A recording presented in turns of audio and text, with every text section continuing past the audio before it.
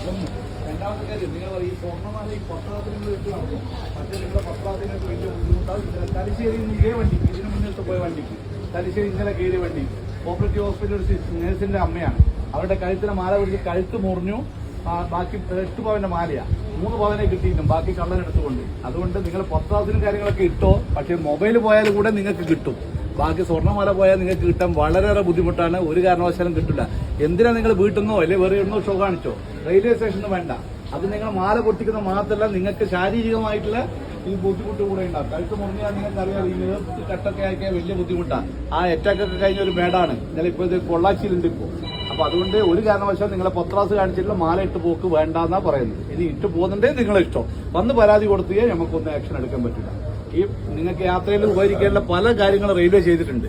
നിങ്ങൾക്ക് എന്തെങ്കിലും ഒരു ആവശ്യം ഉണ്ടെങ്കിൽ തന്നെ ഇമ്മീഡിയറ്റ് 139 എന്ന് പറഞ്ഞ ടോൾ ഫ്രീ നമ്പർ ഉണ്ട്. കേൾക്കുന്നില്ല ലേഡീസ്? ഇപ്പൊ സ്ത്രീകൾക്കെതിരെയുള്ള പരാതികളൊക്കെ കുറെ കൂടി വരികയാണ്. നഗ്നത പ്രദർശിപ്പിക്കല്, ഫോട്ടോ എടുക്കല്. കഴിഞ്ഞ ആഴ്ച മലബാർ എക്സ്പ്രസിൽ 70 വയസ്സുള്ള ഒരു അമ്മമ്മേനാണ് ഒരു സ്കൂൾ മാഷ് പീഡിപ്പിച്ചത്. ഇവിടെ വെച്ച് തലശ്ശേരി കണ്ടുവന്ന ഒരു ലേഡി പുറത്തെടുത്തിട്ട് അതിനെ അടിക്കുമ്പോഴാണ് നമ്മൾ പിടിച്ചിരിക്കുന്നത്. അപ്പോ അതുകൊണ്ട് പ്രത്യേകം പറയുന്നത്, ഇങ്ങനെ എന്തെങ്കിലും ഒരു സംഭവം ഉണ്ടെങ്കിൽ നിങ്ങൾ വിളിക്കേണ്ട നമ്പറാണ്. ലേഡീസ് പ്രത്യേകം ശ്രദ്ധിക്കുക. ആർക്കെങ്കിലും ഈ കൂടിയിരുന്നോട്ടർക്ക് അറിയാം, നമ്പർ അറിയാവാ, ടോൾ ഫ്രീ നമ്പർ ആർക്കും അറിയാവാ? വളരെ മോശം തോന്നുന്നത് 130. നമ്മൾ ദിവസവും തലശ്ശേരിന്നോ എല്ലാ സ്റ്റേഷനും ക്ലാസ് എടുത്തിട്ടാണ് വിടുന്ന എല്ലാവരും. 139 എന്ന ടോൾ ഫ്രീ നമ്പറാണ്. ഡൽഹി 139. ഡൽഹിയിലായാലും രാജസ്ഥാനിലും UP-യിലായാലും ചെന്നൈയിലായാലും തലശ്ശേരിയായാലും മംഗലാപുരത്തായാലും ബാംഗ്ലൂരായാലും എവിടെ നിന്നും ഫ്രീ നമ്പറാണ്. നിങ്ങൾക്ക് ഫ്രീ ആയിട്ട് വിളിക്കുക. എമർജൻസി ആയിട്ട് നമ്മൾ അടുത്ത സ്റ്റേഷനിലേക്ക് എത്തും. പക്ഷേ എങ്കിൽ അനാവശ്യമായിട്ട് എന്റെ ഷൂ പോയി, എന്റെ പഴയ ഡ്രസ്സ് പോയി എന്ന് പറഞ്ഞിട്ട് ഒരു കാരണവശാലും വിളിക്കാൻ പാടില്ല. പല കുടുംബരും ഇപ്പൊ അങ്ങനെയാണ് പ്രവണതയുള്ളത്. അങ്ങനെ വിളിക്കുന്നുണ്ട്.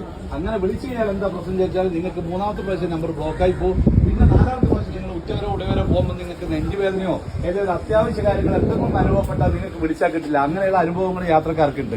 അതുകൊണ്ട് റെയിൽവേ ചെയ്യുന്ന നല്ല നല്ല കാര്യങ്ങളൊക്കെ വളരെ നല്ല രീതിയിൽ ഉപയോഗിക്കുക. ഇപ്പം തന്നെ ഇത്രയും കൂടിയിരുന്ന ആളുടെ വണ്ടി വരുന്ന വണ്ടിയുടെ തല കാണുമ്പോൾ തന്നെ നേരെ അങ്ങേ ഭാഗത്ത് പോകും.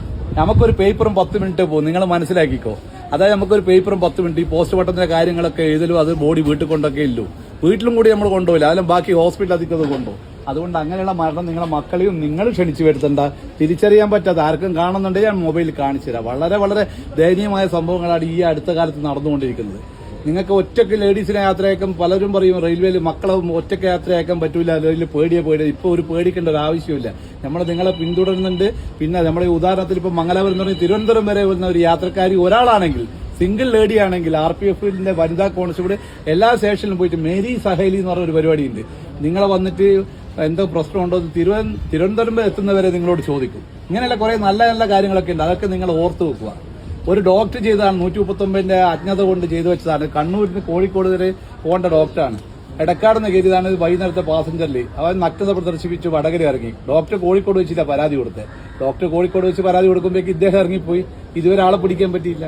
അതേപോലെ ഇങ്ങനെയുള്ള നല്ല നല്ല കാര്യങ്ങൾക്ക് 139 നമ്പർ ഉപയോഗിക്കുക. രണ്ടാമത്തെ കാര്യം, നിങ്ങളുടെ മക്കൾ പറയും അച്ഛനും അമ്മേനെടുക്കും ഗേൾ ഫ്രണ്ടോടും ബോയ് ഫ്രണ്ടോടും സംസാരിക്കാൻ നെറ്റ് കിട്ടുന്നില്ല. ബോയ് ഫ്രണ്ടോട് സംസാരിക്കേണ്ടിയിട്ടാണ്. അത്ര അത്യാവശ്യമൊന്നുമില്ല. നിങ്ങൾ വിടണ്ട, നിങ്ങളെ വീട്ടിൽ തന്നെ ഇരുത്തിക്കൂ. അങ്ങനെയുള്ള മരണങ്ങളും നടന്നിട്ടുണ്ട്. നമ്മളെ അനുഭവ സമ്പത്ത് കൊണ്ട് പറയാണ്, നിങ്ങളുടെ മക്കളെയും നിങ്ങളുടെ കുടുംബം നമുക്കും കൂടെ വളരെ വേണ്ടപ്പെട്ടതാണ്. ഭദ്രമായ സുരക്ഷിതമായ ഒരു യാത്ര നമ്മളും കൂടി വാഗ്ദാനം ചെയ്യുന്ന അതിന്റെ പേരിലാണ് ഞാൻ നിങ്ങൾക്ക് ഈ ക്ലാസ് എടുത്തു തരുന്നത്. നമ്പർ ഏതാ ഓർമ്മയുണ്ടോ? ലേഡീസ് പറ, ഏതാ നമ്പർ? അത് നിങ്ങൾ മാത്രമല്ല, നിങ്ങളെ പരിചയക്കാരോടൊക്കെ പറയണം. ഇപ്പൊ ട്രെയിൻ യാത്ര ഏറ്റവും സുഖമാണ്. കോഴിക്കോട് നിന്ന് വണ്ടി കണ്ണൂരൊക്കെ എത്താൻ വെറും 50 മിനിറ്റ് വേണ്ടു. കഴിഞ്ഞ ആഴ്ച കണ്ടില്ല നിങ്ങൾ ഫേസ്ബുക്കിലൊക്കെ കാണുന്നില്ല, 50 മിനിറ്റ് വേണ്ടു. നിങ്ങൾ ബസ്സിലാണെങ്കിൽ 5 മണിക്കൂർ യാത്രയാണ്. അതുകൊണ്ട് തന്നെ യാത്രക്കാർ കൂടി വരികയാണ്. നിങ്ങൾ ഇത് വേണ്ട രീതിയിൽ ഉപയോഗിക്കുക. നമ്മളും നിങ്ങളെ കൂടെ ഉണ്ടാവും. ഓക്കെ.